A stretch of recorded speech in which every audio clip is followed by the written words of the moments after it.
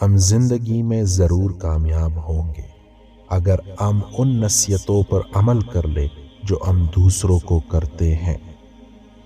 خوبصورت لوگ ہمیشہ اعلیٰ اخلاق کے عامل نہیں ہوتے، لیکن اعلیٰ اخلاق کے لوگ ہمیشہ خوبصورت ہوتے ہیں۔ نماز عادت بن جائے تو کامیابی مقدر بن جاتی ہے۔ عقل گھر بیٹھ کر بادام کھانے سے نہیں آتی، یہ باہر جا کر ٹھوکریں کھانے سے آتی ہے۔ گناہ کی کثرت گناہ کے ڈر اور احساس کو ختم کر دیتی ہے۔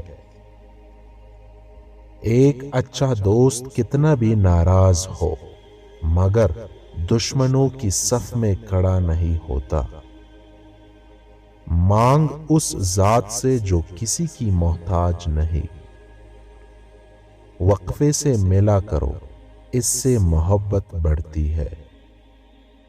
عبرت کے لیے قبرستان سے اچھی جگہ اور کوئی نہیں، اور جب تم بہتر کی دعا کرتے ہو تو تمہارا رب بہترین سے نوازتا ہے۔ کامیاب لوگ اپنے فیصلوں سے حالات بدل لیتے ہیں، ناکام لوگ حالات کے ڈر سے فیصلے بدل لیتے ہیں۔ دوست کے ساتھ نمک کی طرح رہو، جو کھانے میں دکھائی نہیں دیتا لیکن اگر نہ ہو تو اس کی کمی بہت محسوس ہوتی ہے۔ کمزور وہ ہے جو اپنی طاقت سے بے خبر ہے، اور طاقتور وہ ہے جو اپنی کمزوری سے واقف ہے۔